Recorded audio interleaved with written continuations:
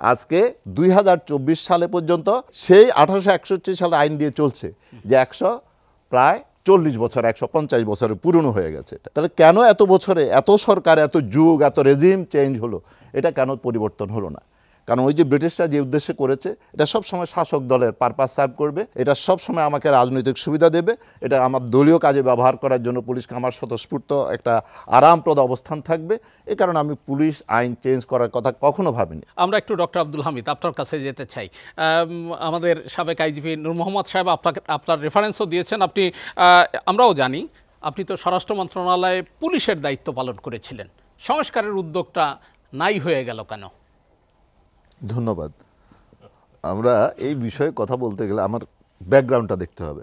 আমি যদি কতগুলো সালের কথা বলি, ১৭৫৭, ১৮৫৭, ১৯৪৭, ১৯৭১, এই পুলিশ আইন যেটা দিয়ে বাংলাদেশ পুলিশ চলছে, এটা হচ্ছে ১৮৬১ সালের আইন।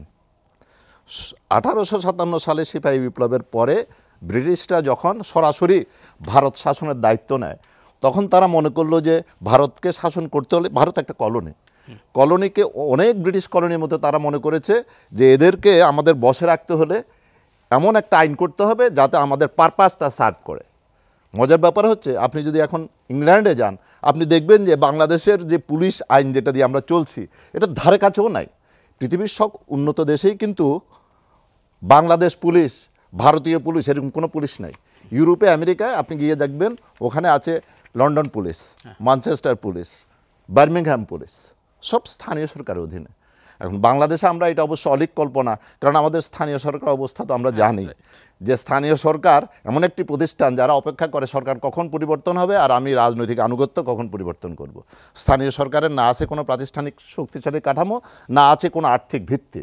এরা সব সময় সরকারের রেভিনিউর উপর ওরা ডিপেন্ড করে। অথচ উন্নত দেশগুলোতে স্থানীয় সরকারই কিন্তু রেভিনিউ শেয়ার করে উইথ দি সেন্ট্রাল গভর্নমেন্ট, ওদের সারপ্লাস থাকে। আমাদের অলওয়েজ ডিপোজিট মানে জিরো। তো এই যখন অবস্থা, তখন আপনি একটা কলোনিয়াল চিন্তাভাবনা থেকে ১৮৬১ সালে একটা আইন করেছেন।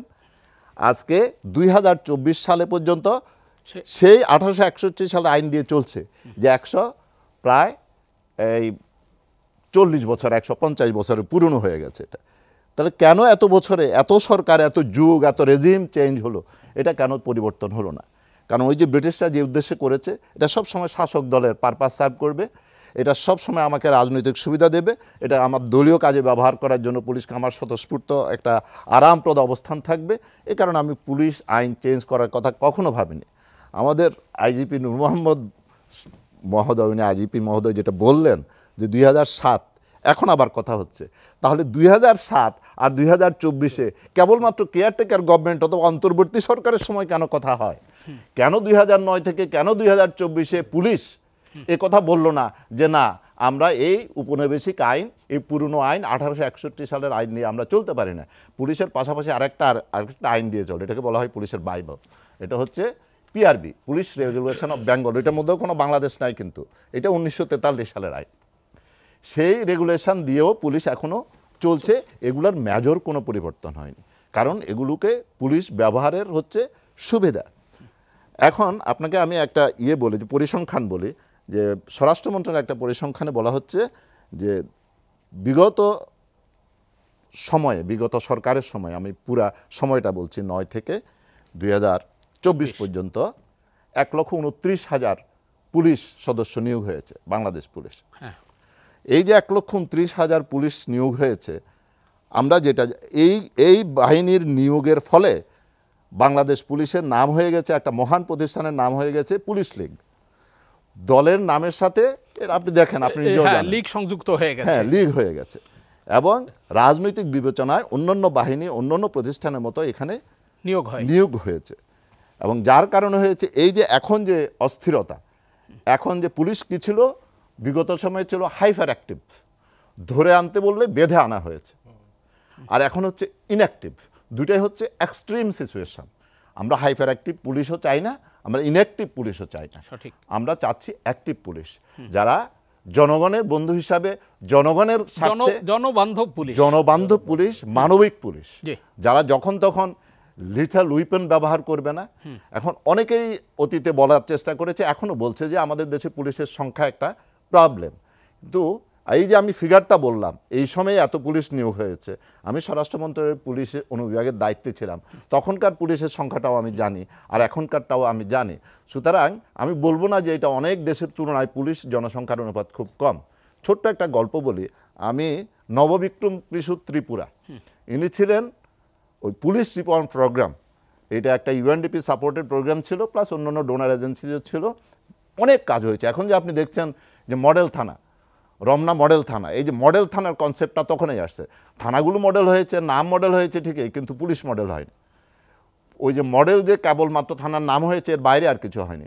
হ্যাঁ, অনেক সরঞ্জাম, অনেক যন্ত্রপাতি পুলিশের এসেছে এই প্রজেক্টের মাধ্যমে। এবং এই প্রজেক্টের একটা কাজে আমি আর বিক্রম গিয়েছিলাম জেনেভায়।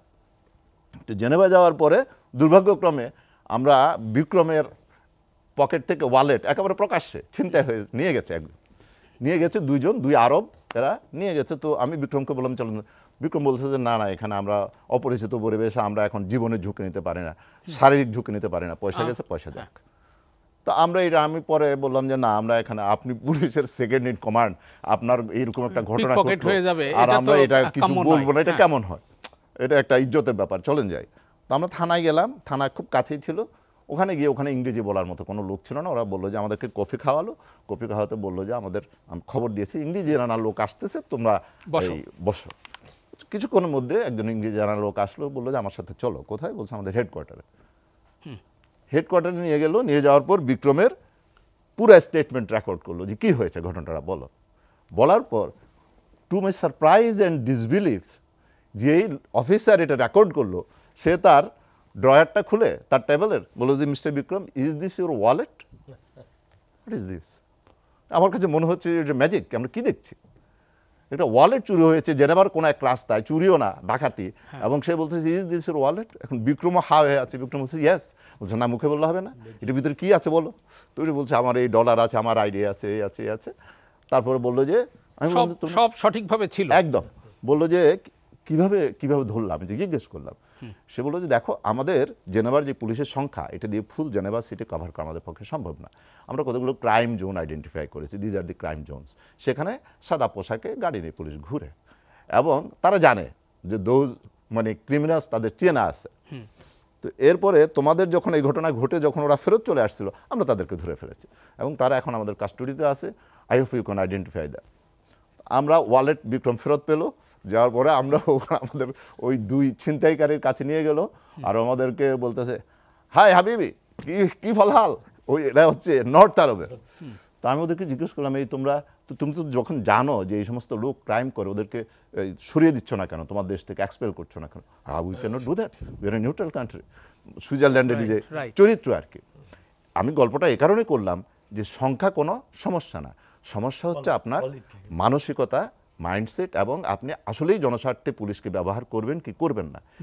এই যে আপনার যেই পরিমাণ আপনার আধুনিক সরঞ্জাম আছে, আমরা যদি ভাবি যে আধুনিক যে সরঞ্জামগুলো, এগুলো কিন্তু আমরা ওই সাগররুনি হত্যা মামলার তদন্তের কাজে অগ্রগতির জন্য, অথবা গুম হয়ে যাওয়া বহু মানুষের সন্ধানের জন্য এই অস্ত্রের, এই আমাদের যন্ত্রপাতি, প্রযুক্তি ব্যবহার হয়নি।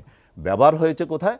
ব্যবহার হয়েছে ওই একটা বিরোধী রাজনৈতিক দলের অফিসে বোমা হামলার নাটক, যে ওদের ওখানে বোমা লুকিয়ে রেখেছে, ককটেল লুকিয়ে রেখেছে, এগুলো আমরা দেখেছি ঘন ঘন যাচ্ছে, এবং তারা এই প্রযুক্তি ব্যবহার করে এগুলো তারা আবিষ্কার করেছে। মানে প্রযুক্তির সঠিক ব্যবহার না, মানে প্রযুক্তি আপনি জনবান্ধব কাজে ব্যবহৃত হয়নি, কোনো অপব্যবহারই করেননি। আপনি সে সকল মামলার, চাঞ্চল্যকর অনেক মামলা আছে, এগুলো তদন্তে কোনো অগ্রগতি হয়নি। কিন্তু আমরা এমনও দেখেছি রাজনৈতিক মামলার তদন্ত শেষে লাইট জ্বালিয়ে গভীর রাত পর্যন্ত বিচার করে সাজা দিয়ে দেওয়া হয়েছে। তাহলে আপনার পুলিশকে আপনি কাজে লাগাবেন, কিভাবে কাজে লাগাবেন, এটা হচ্ছে আপনার সিদ্ধান্তের ব্যাপার, সরকারের সিদ্ধান্তের ব্যাপার। অসংখ্য ধন্যবাদ।